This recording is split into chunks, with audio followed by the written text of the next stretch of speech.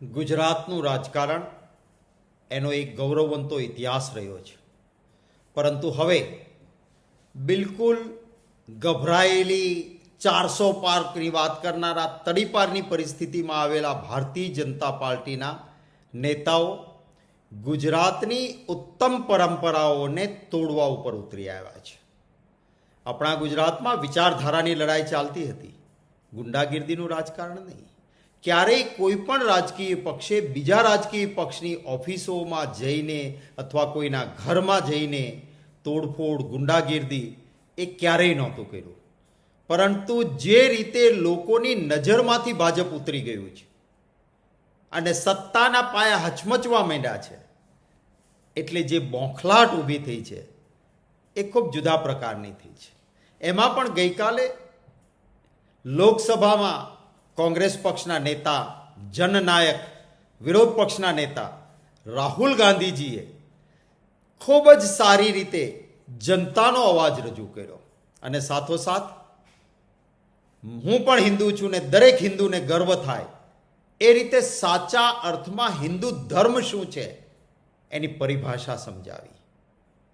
શિવજીના ફોટાને દિલથી સાથે રાખીને ભગવાન શિવ એમણે જે સાચો સંદેશ આપેલો છે, ભગવાન બુદ્ધ, ભગવાન મહાવીર જુદા જુદા ધર્મના વડાઓની વાતને વણીને ખૂબ સરસ રીતે હિન્દુત્વની વ્યાખ્યા કરી.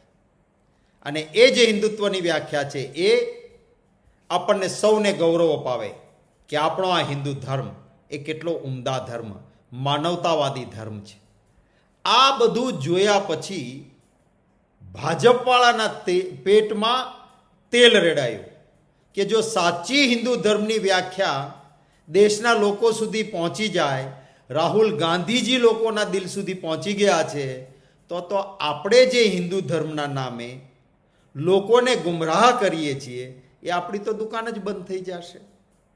સાચા અર્થમાં જે રાહુલ ગાંધીજીએ કહ્યું કે ઉમદા હિન્દુ ધર્મને હિંસા જ્યાં સ્થાન જ ન હોય એના રસ્તે લઈ જઈને આ ભાજપવાળા એ હિન્દુ ધર્મને નુકસાન કરે છે ને હિન્દુ ધર્મને બદનામ કરે છે, ત્યારે આ વાતને ખોટી રીતે રજૂ કરવા પ્રયત્ન થયો.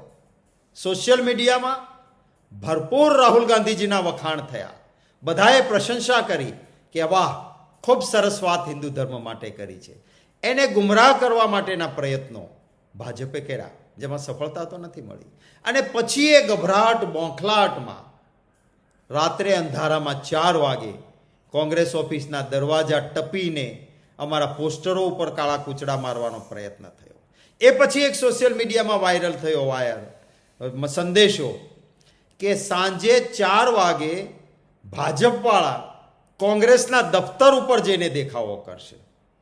તરત જ પોલીસને જાણ કરી હતી કે કાયદો અને વ્યવસ્થા જાળવવી એ તમારી જવાબદારી છે, પણ મારે અભિનંદન આપવા છે. રાહુલ ગાંધીજી કહે છે ને, કોંગ્રેસના કાર્યકર્તાઓ બબ્બર શેર છે. જેવી ખબર પડી કે આ ભાજપવાળા કોંગ્રેસના કાર્યાલય સુધી આવવાની હિંમત કરશે, તો અમારા બબ્બર શેર કાર્યકર્તાઓ ખૂબ મોટી સંખ્યામાં વગર બોલાવે સામેથી કોંગ્રેસ ઓફિસ આવીને અડીખમ ઊભા રહ્યા. કોંગ્રેસ પક્ષના નેતાઓ શહેરના અને પ્રદેશના દોડી દોડીને દફતર ઉપર હાજર થઈ ગયા અને ભાજપવાળાને પોલીસે પકડી ઉઠાવી જેલમાં નાખીને કેસ કરવો જોઈએ, એના બદલે એને રક્ષણ આપીને કોંગ્રેસના દફતર સુધી લાવવાનો પ્રયત્ન થતો હતો. ત્યારે દિવાલ બનીને અમારા બબ્બર શેર કોંગ્રેસના કાર્યકર્તાઓ અને નેતાઓ ઊભા રહ્યા. એમને સલામ કરું છું, એમને અભિનંદન આપું છું. આ જ આપણી તાકાત છે. અને ખાસ કરીને આ કોંગ્રેસના કાર્યકર્તાઓની તાકાતના કારણે ભાજપની જે મેલી મુરાદ કોંગ્રેસ ઓફિસમાં તોડફોડ કરવાની હતી એ બર ના આવી. પણ મને દુઃખ થાય છે એ વાતનું. પોલીસ અધિકારી કે પોલીસ કર્મચારી એ પ્રજાના સેવક છે. સરકારો આવે ને જાય, બદલાતી રહે. એમણે કોઈ પોલિટિકલ પાર્ટીના પિઠ્ઠું ના બની શકાય. મને દુઃખ છે એ વાતનું. એડવાન્સ કહ્યું હતું પોલીસ અધિકારીઓને, કંટ્રોલમાં લેખિત ફરિયાદ આપીને કે આ ન બને એની કાળજી રાખજો. કોઈ કાળજી નહીં લેવાય, ઉલટાનું એમને રક્ષણ અપાયું. અને પછી પોલીસના ધાડા કોંગ્રેસ ઓફિસની અંદર શા માટે ભાઈ આવ્યા હતા તમે? અમારા નેતાઓને લઈ જવાના ને એમને છોડી દેવાના? કઈ પ્રકારની કાયદો અને વ્યવસ્થા છે? હું પોલીસ કર્મચારીઓને અધિકારીઓને પણ કહું છું કે કોંગ્રેસ ક્યારેય વયમનસ્ય રાખતી નથી. સમય પલટાતો હોય છે. તમારે તમારી ફરજ નિષ્ઠા અને પ્રમાણિકતાથી બજાવવાની છે. મહેરબાની કરીને એવું કૃત્ય ન કરશો, કારણ કે આ ભાજપવાળા પછી તમારી પડખે નહીં ઊભા રહે. ભૂતકાળ જોઈ લેજો, કેટલાક સારા અધિકારીઓની કારકિર્દી ધૂળમાં મળી ગઈ ભાજપના વિશ્વાસે, જેણે ખોટું કરવાનો પ્રયત્ન કર્યો હતો. પોલીસ અધિકારીઓ અને કર્મચારીઓને પણ વિનંતી છે, આ ન કરો. ફરી વખત મારા કોંગ્રેસ પરિવારના નેતાઓ અને કાર્યકર્તાઓ બબ્બર શેર જેમ ઊભા રહ્યા, એમને ફરી અભિનંદન આપું છું. લડીશું આવતા દિવસોમાં, જનતાના પ્રશ્નો માટે લડીશું, ગુજરાતના ગૌરવ માટે લડીશું, જન સમસ્યા માટે લડીશું, અને જનતાના આશીર્વાદ જરૂર છે, સાથે રહેશે.